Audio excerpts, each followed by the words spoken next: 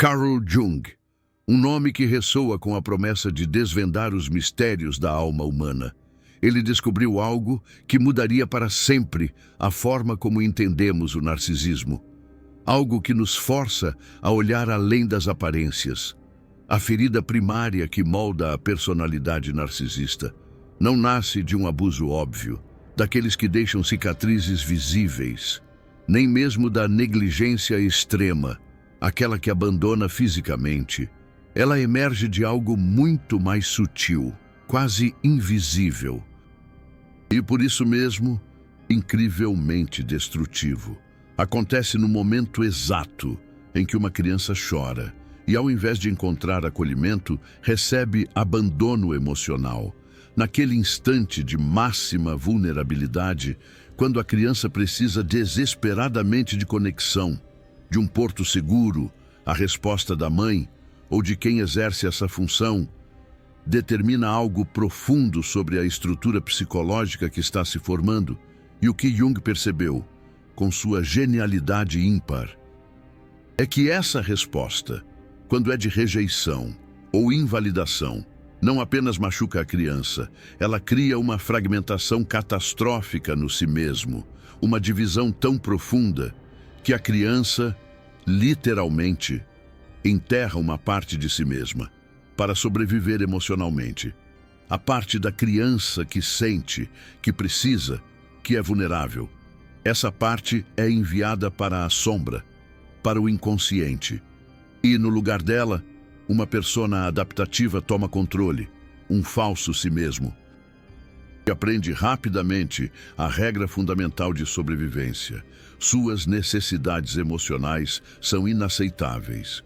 Sua vulnerabilidade é defeituosa. Seu choro é uma falha, algo a ser eliminado.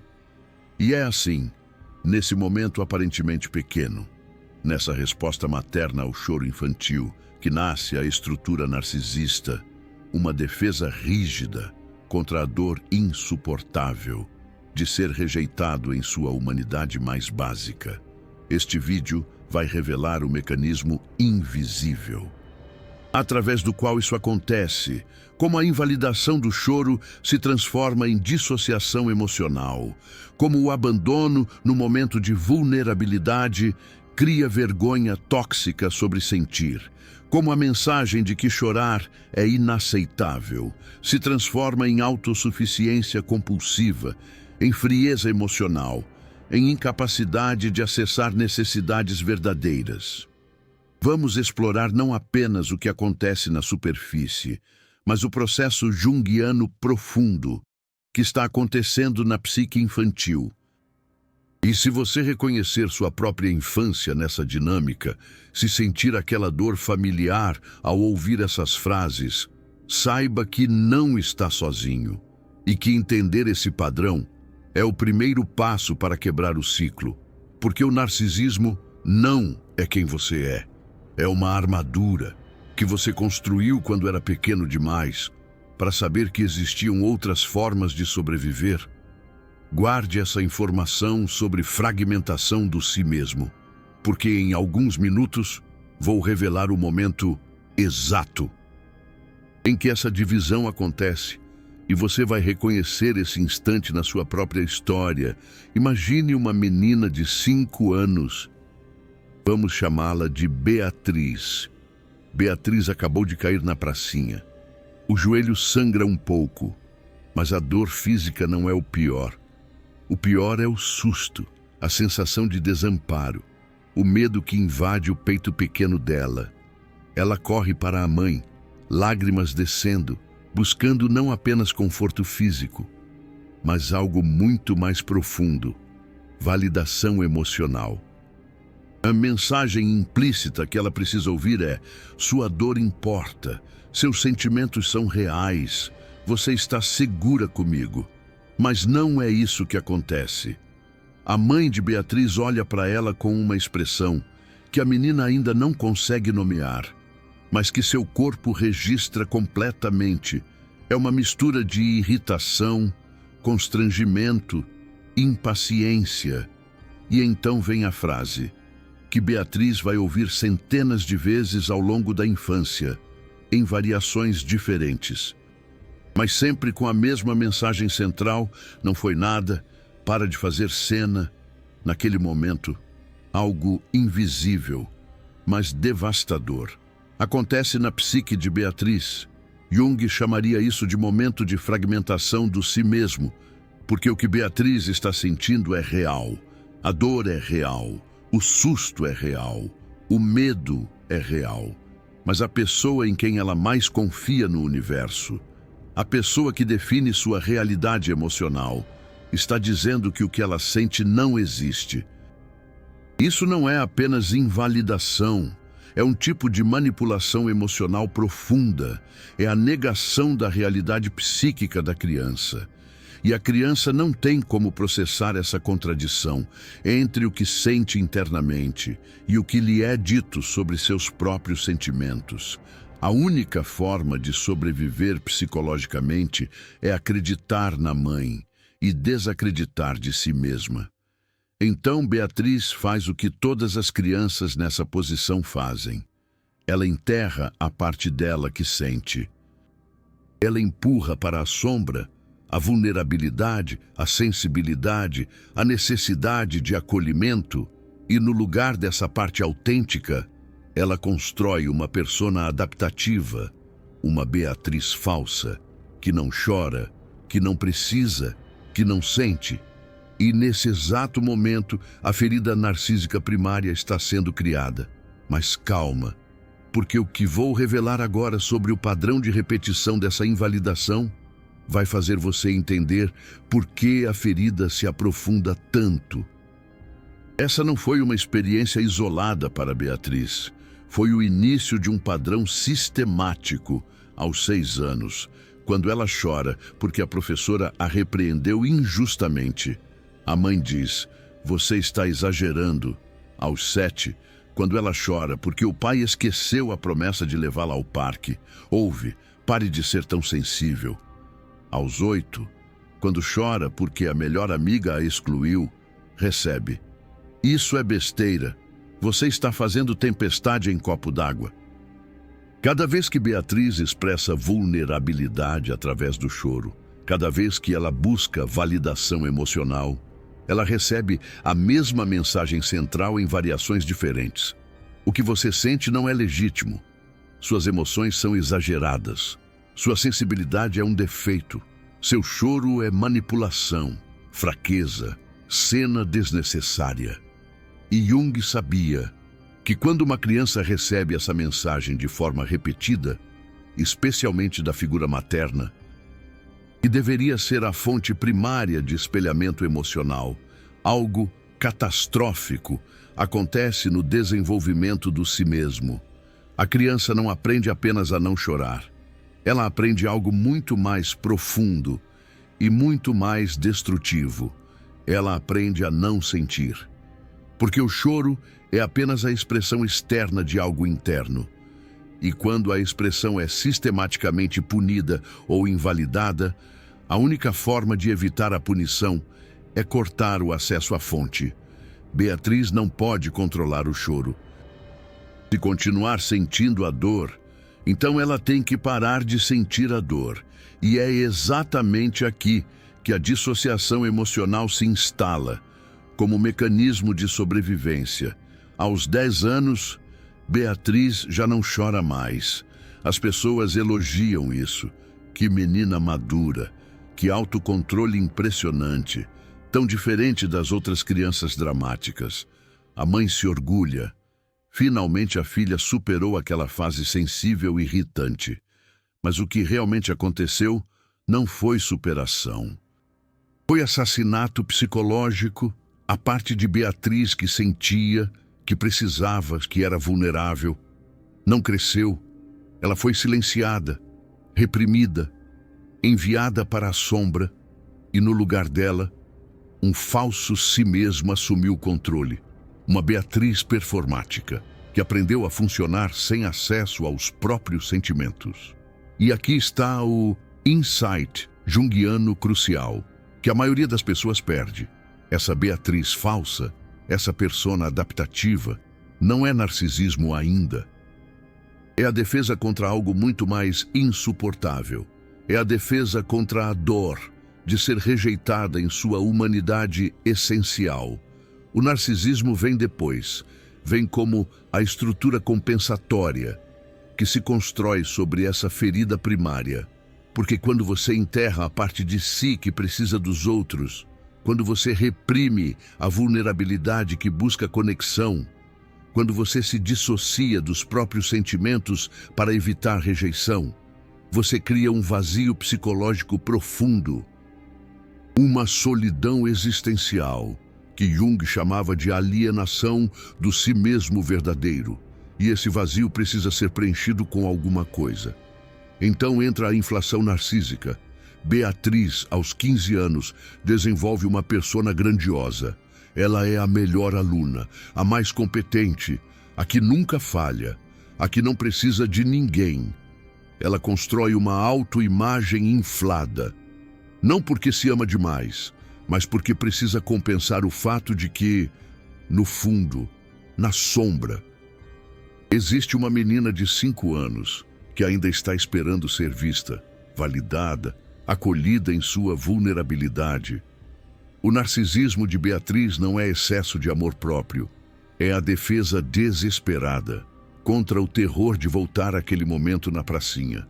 Aquela sensação de chorar e descobrir que sua dor não importa, que seus sentimentos não são reais, que sua vulnerabilidade é defeituosa. Espera só, porque o que vou revelar sobre a transmissão geracional desse padrão vai te fazer ver sua própria família de uma forma completamente diferente. Quando Beatriz tem 28 anos, ela se torna mãe.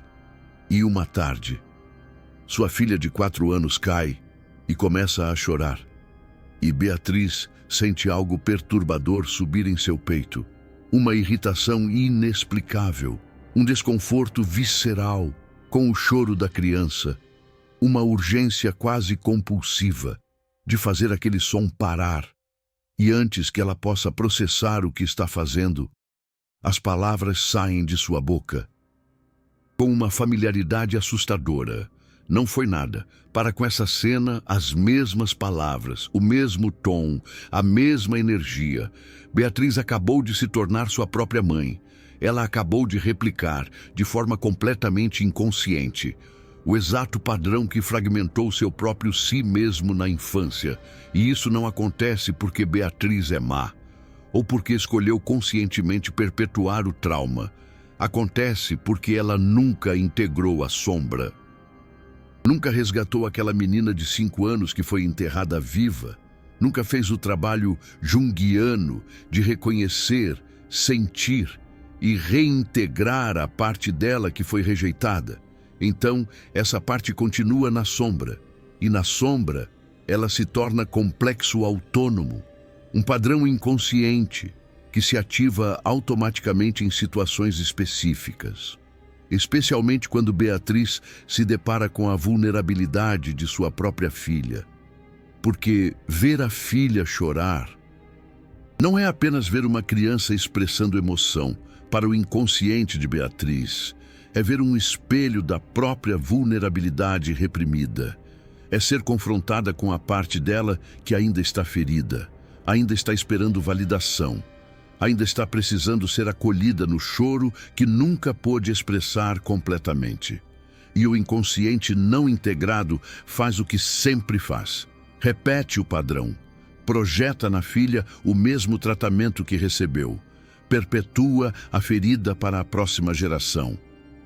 Isso é o que Jung chamava de transmissão geracional do complexo e é absolutamente aterrorizante. Perceber que a maioria dos pais narcisistas não tem ideia de que estão fazendo isso. Eles genuinamente acreditam que estão ensinando os filhos a serem fortes, resilientes, não dramáticos, mas o que realmente estão fazendo é transmitir a própria ferida não curada. Guarda isso sobre complexo autônomo, porque em alguns minutos vou revelar exatamente como reconhecer quando você está agindo a partir da ferida, ao invés de agir a partir do si mesmo consciente. Quando Beatriz, aos 5 anos, ouve pela primeira vez que sua dor não é real, acontece algo que Jung descreveria como uma escolha impossível: manter a conexão com a própria experiência interna, ou manter a conexão com a figura materna, a fonte de sobrevivência. Para uma criança de 5 anos, não existe escolha real. A mãe é literalmente a definidora da realidade. Quando ela diz que o que Beatriz sente não é real, Beatriz não pode simplesmente discordar, porque manter a verdade interna significaria perder a mãe. E perder a mãe, no nível psicológico profundo, significa morte. Então Beatriz escolhe inconscientemente a sobrevivência. Ela sacrifica a conexão com o si mesmo verdadeiro para manter a conexão com a mãe. Ela mata uma parte de si mesma para manter a relação viva. E é exatamente isso que cria a divisão narcísica fundamental. De um lado, na consciência, existe uma Beatriz adaptativa que recebe aprovação condicional. Do outro lado, na sombra, existe a Beatriz verdadeira, vulnerável e humana, julgada e inaceitável. E quanto mais tempo passa, mais rígida essa divisão se torna. Até que Beatriz perde completamente o acesso consciente ao si mesmo verdadeiro. E aqui acontece algo que Jung considerava a tragédia fundamental da psique humana: a identificação total com a persona. Quando Beatriz chega aos 25 anos, ela não tem mais memória consciente daquela menina de 5 anos na pracinha. Ela não se lembra do momento exato da fragmentação. Aquela cena específica pode até estar apagada da memória consciente, mas o padrão está gravado no corpo, nos reflexos emocionais, na estrutura de caráter. Beatriz adulta descreve a si mesma como forte, independente, autossuficiente. Ela se orgulha de não precisar de ninguém, de não chorar, de ter controle emocional. Quando as pessoas dizem que ela é fria, ela interpreta isso como elogio. Significa que ela não é fraca como as outras pessoas, dramáticas e necessitadas. Mas tem momentos em que algo estranho acontece. Momentos em que a divisão se mostra. Momentos em que a sombra tenta emergir. Beatriz está em um relacionamento há 2 anos. Uma noite, após uma discussão, seu parceiro tenta se aproximar dela emocionalmente. Ele diz algo simples, mas profundamente conectado. Eu sei que você está magoada. Está tudo bem sentir isso. Eu estou aqui. E Beatriz sente algo aterrador acontecer no peito. Algo está subindo. Algo que foi enterrado há muito tempo. É uma sensação de vulnerabilidade tão intensa que seu sistema nervoso interpreta como ameaça de vida. Seu corpo entra em modo de luta ou fuga. E antes que ela possa processar o que está acontecendo, a defesa narcísica ativa automaticamente. Beatriz congela emocionalmente. Seus olhos ficam vazios. Sua voz fica fria. E ela diz, com uma crueldade que surpreende até ela mesma: você está sendo dramático. Eu estou bem. Pare de projetar suas necessidades emocionais em mim. Ela acabou de fazer com o parceiro exatamente o que sua mãe fez com ela. Invalidou a percepção emocional dele, negou a própria vulnerabilidade, usou frieza como defesa contra a conexão. E a parte mais triste é que Beatriz, genuinamente, acredita que está sendo racional, que está se protegendo de dependência emocional, que está mantendo limites saudáveis. Ela simplesmente não percebe que o que está fazendo é perpetuar o padrão da ferida. Está usando a armadura narcísica para evitar a única coisa que poderia curá-la: ser vista e acolhida. Em sua vulnerabilidade verdadeira, 3 meses depois, o parceiro termina o relacionamento. Ele diz algo que vai assombrar Beatriz para sempre: eu amo você, mas não consigo amar alguém que não está disposta a ser humana comigo. E pela primeira vez em anos, algo racha na armadura de Beatriz. Ela sente uma dor que não consegue dissociar, não consegue intelectualizar, não consegue performar para o mundo. É uma dor antiga, primitiva, que vem de um lugar tão profundo que ela nem sabe nomear. Naquela noite, sozinha, Beatriz chora. E enquanto chora, algo extraordinário acontece. Por um instante, a divisão se dissolve. Por um momento, ela não é a Beatriz performática, forte, autossuficiente. Ela é só uma menina de 5 anos, que caiu na pracinha e precisava ser acolhida.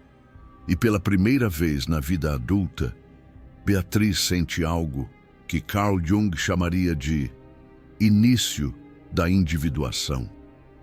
O momento em que a persona começa a rachar e o si mesmo verdadeiro tenta emergir, mas o caminho da individuação não é linear, não é uma revelação única que cura tudo.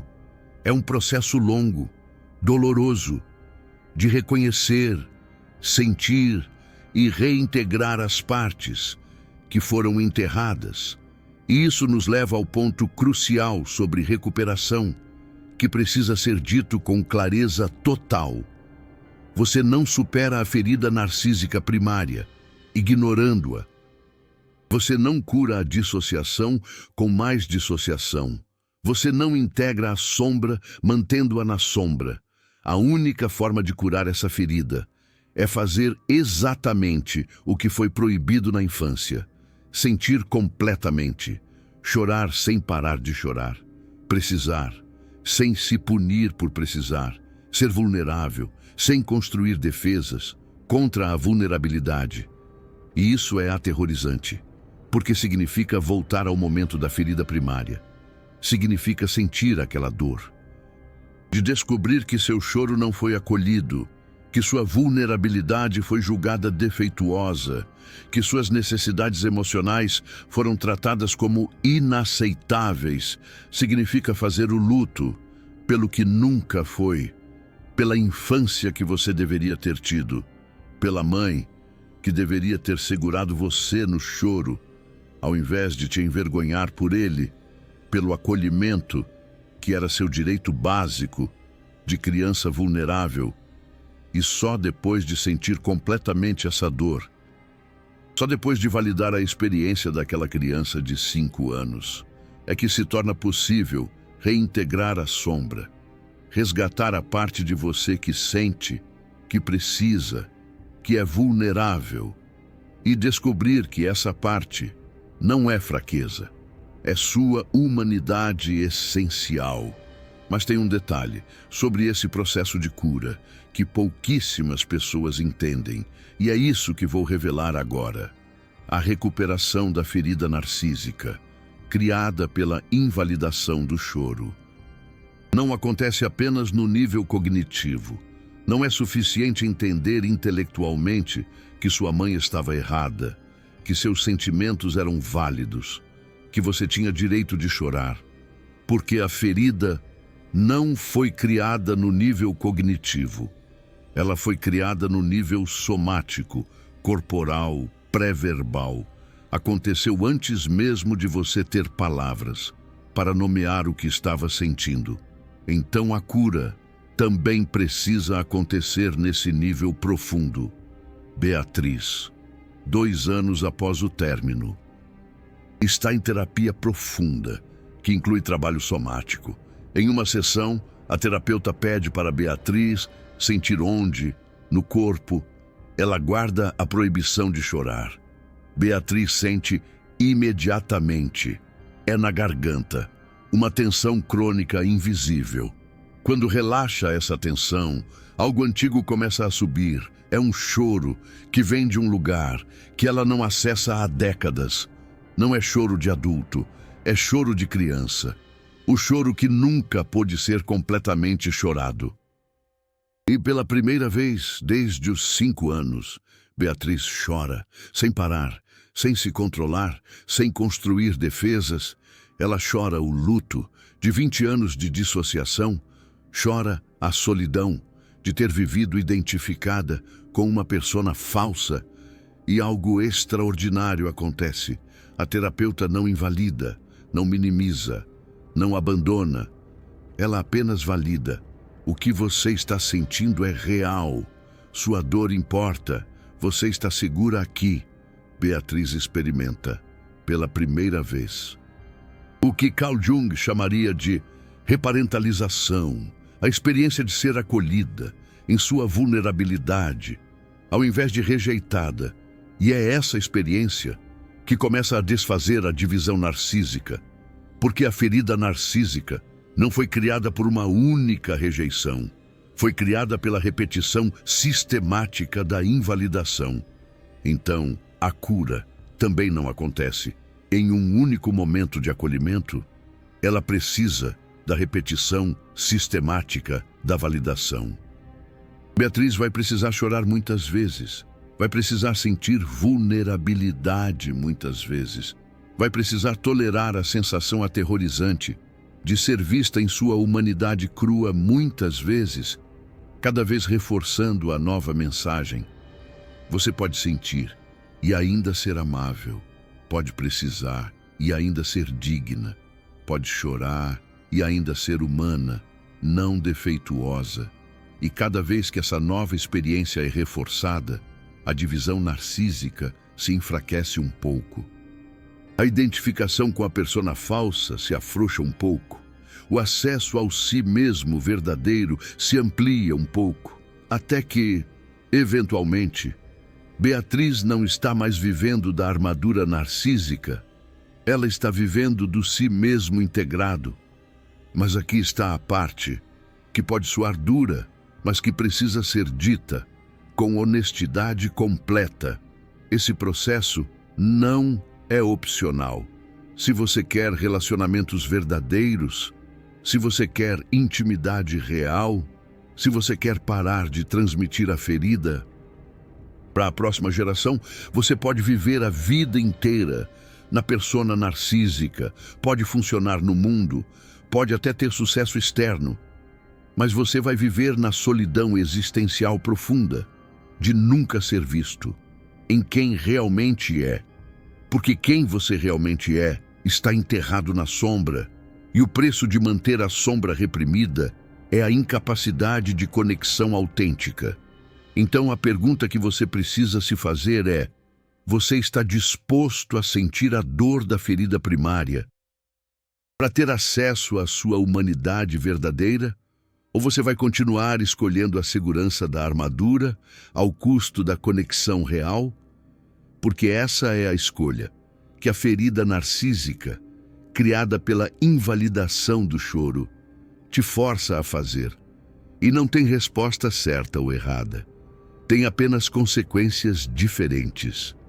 E agora, depois de revelar esse processo profundo, de como a invalidação do choro cria a ferida narcísica, de mostrar o caminho da fragmentação até a possível integração, preciso fazer uma pausa para dizer algo importante.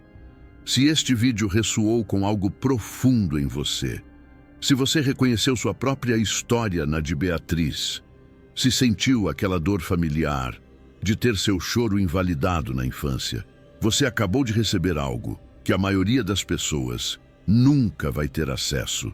A verdade sobre como sua estrutura narcísica foi criada. E, mais importante, a possibilidade real de curá-la. Essa informação não é apenas conhecimento, é a chave para quebrar ciclos geracionais. É o mapa para resgatar partes de si mesmo, que foram enterradas há décadas. É a permissão para finalmente sentir o que foi proibido sentir e produzir esse tipo de conteúdo. Essa profundidade de análise junguiana aplicada à formação do narcisismo exige algo além de tempo, exige estudo profundo de Jung, compreensão do desenvolvimento infantil, pesquisa sobre trauma geracional e a coragem de falar verdades que muitos preferem não ouvir. Poucos canais fazem esse trabalho, porque é mais fácil oferecer soluções rápidas, diagnósticos superficiais, culpabilização simples dos pais. Mas a verdade é mais complexa e muito mais libertadora. Seus pais não eram monstros, eles estavam transmitindo feridas não curadas, e você não está fadado a repetir o padrão. Você pode escolher conscientemente quebrá-lo. Se este vídeo te deu essa clareza, se te ofereceu esse mapa de cura, o Super Thanks logo abaixo não é só apoio financeiro. É você dizendo: essa verdade sobre formação do narcisismo precisa continuar sendo revelada. Outras pessoas que cresceram tendo seu choro invalidado precisam saber que a ferida pode ser curada. Quando você clica naquele coração dourado, você está investindo na quebra de ciclos geracionais de trauma emocional. Você não é só espectador. Você é sobrevivente consciente que está escolhendo fazer diferente. Faça parte de quem está trazendo à luz as sombras familiares que foram mantidas no escuro por gerações. E agora vamos para a parte final. Mas talvez a mais importante. Os sinais de que você está começando a curar essa ferida. Como reconhecer que a integração está acontecendo? Beatriz, aos 35 anos, está em um lugar muito diferente de onde começou. A jornada não foi linear. Teve recaídas. Teve momentos em que a defesa narcísica voltou com força total. Teve relacionamentos que terminaram porque ela ainda não conseguia tolerar vulnerabilidade. Teve noites de solidão tão profunda que ela quase desistiu do processo. Mas ela continuou na terapia, continuou sentindo, continuou confrontando os momentos em que queria dissociar ao invés de sentir. Continuou escolhendo, repetidamente, a vulnerabilidade ao invés da armadura. E aos poucos, sinais de integração começaram a aparecer. O primeiro sinal foi sutil. Um dia, Beatriz está assistindo um filme e uma cena emocional a faz chorar. E ao invés da reação automática de envergonhar-se, de parar o choro, de se julgar por estar sendo dramática, ela apenas deixa as lágrimas caírem e, enquanto chora, ela pensa: isso é humano, isso não é fraqueza, isso é conexão com a própria alma. Esse pensamento não parece revolucionário. Mas para alguém que passou 20 anos dissociada de sentimentos, é transformador. É a evidência de que a divisão está se curando, de que o si mesmo verdadeiro está sendo reintegrado. O segundo sinal acontece em um relacionamento novo. Beatriz está saindo com alguém há 3 meses e uma noite, após uma discussão, ela sente aquele impulso familiar, congelar emocionalmente, ativar a frieza defensiva, invalidar a própria dor. Mas dessa vez, algo diferente acontece. Ela reconhece o padrão, ela vê a armadura tentando subir e ela faz uma escolha consciente de não ativar a defesa. Ao invés disso, ela respira fundo e diz algo que nunca conseguiu dizer antes. Eu estou magoada. E eu estou com medo de te dizer isso porque, quando eu era criança, minha dor era tratada como exagero. Mas eu estou escolhendo confiar que você não vai fazer o que minha mãe fazia. E o parceiro não invalida, não minimiza. Ele se aproxima e diz: obrigado por confiar em mim com isso. Sua dor importa. E pela primeira vez, Beatriz experimenta intimidade real, não performática, não transacional, real, e descobre que ser vista em sua vulnerabilidade não a mata. Na verdade, é o oposto. Isso a faz se sentir viva pela primeira vez em décadas. O terceiro sinal, e talvez o mais importante, acontece quando Beatriz se torna mãe pela segunda vez. Ela já tem aquela filha de 4 anos com quem replicou o padrão tóxico. Mas agora, 7 anos depois, ela tem um bebê. E uma tarde, o bebê está chorando inconsolavelmente. E Beatriz sente aquela irritação familiar começar a subir, aquela urgência de fazer o choro parar. Mas dessa vez, ela reconhece, ela vê o complexo autônomo tentando ativar, ela identifica. Isso não é sobre o bebê, isso é sobre a minha própria ferida não integrada sendo ativada. E ao invés de agir a partir do complexo, ela respira, ela se conecta conscientemente com o si mesmo integrado. E ela pega o bebê no colo e diz algo que nunca ouviu quando era criança. Está tudo bem chorar. Seus sentimentos são reais. Eu estou aqui com você. E enquanto embala o bebê, Beatriz percebe que está curando duas pessoas ao mesmo tempo. O bebê que está sendo acolhido e a menina de 5 anos dentro dela que finalmente está ouvindo as palavras que precisava ouvir. Esse é o momento em que a transmissão geracional do trauma é interrompida. Não porque Beatriz se tornou perfeita, não porque ela nunca mais sente a ferida, mas porque ela desenvolveu consciência suficiente para reconhecer quando está agindo da ferida e escolher, intencionalmente, agir do si mesmo integrado. E esse bebê vai crescer com uma mensagem completamente diferente sobre vulnerabilidade. Vai aprender que chorar é humano, não defeituoso, que sentir é força, não fraqueza, que pedir acolhimento é legítimo, não vergonhoso. E vai desenvolver um si mesmo integrado ao invés de fragmentado. Vai ter acesso à própria vulnerabilidade sem precisar construir armadura narcísica. Vai conseguir intimidade real porque nunca aprendeu que precisar de outros é inaceitável. Esse é o poder de quebrar o ciclo conscientemente. Mas tem algo crucial que precisa ser dito sobre esse processo. A cura da ferida narcísica criada pela invalidação do choro não significa que você nunca mais vai sentir a ferida. Significa que você desenvolveu capacidade de estar com a ferida sem ser controlado por ela, de reconhecer quando ela está ativada sem agir automaticamente do padrão defensivo. Beatriz, mesmo aos 40 anos, ainda tem momentos em que a ferida se ativa. Momentos em que alguém invalida seus sentimentos e ela sente aquela dor antiga, primitiva, de ter sua realidade emocional negada. Mas agora ela sabe nomear. Isso é a ferida de 5 anos sendo ativada. Isso não é quem eu sou. É uma parte de mim que ainda precisa de compaixão. E ao invés de agir da ferida, ela consegue segurar a si mesma naquele momento. Consegue oferecer para si mesma o acolhimento que sua mãe não ofereceu. Consegue validar sua própria experiência emocional, mesmo quando outros a invalidam. Isso é o que Carl Jung chamava de função transcendente.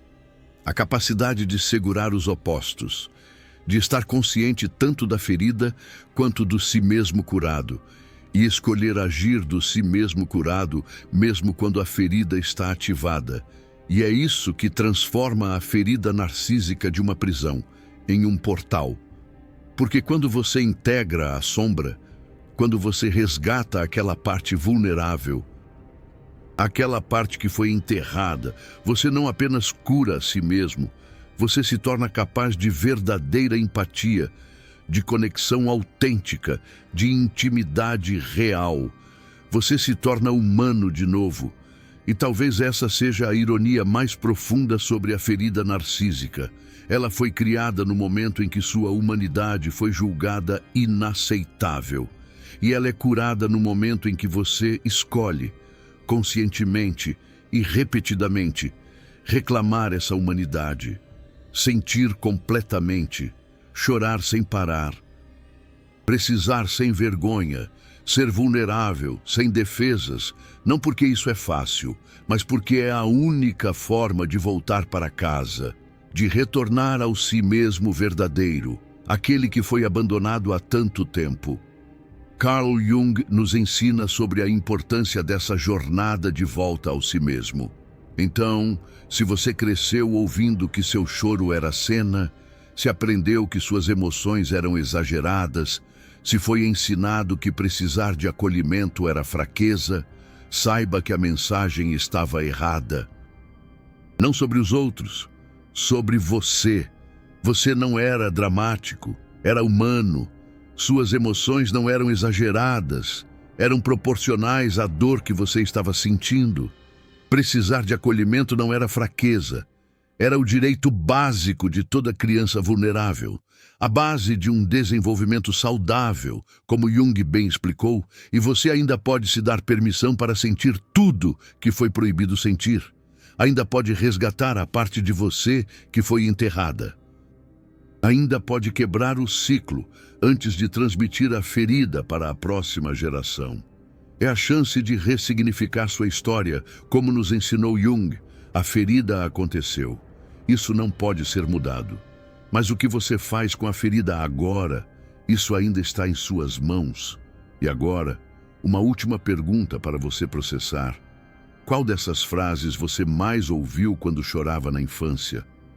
Não foi nada, para de cena. Você está exagerando. Pare de ser tão sensível.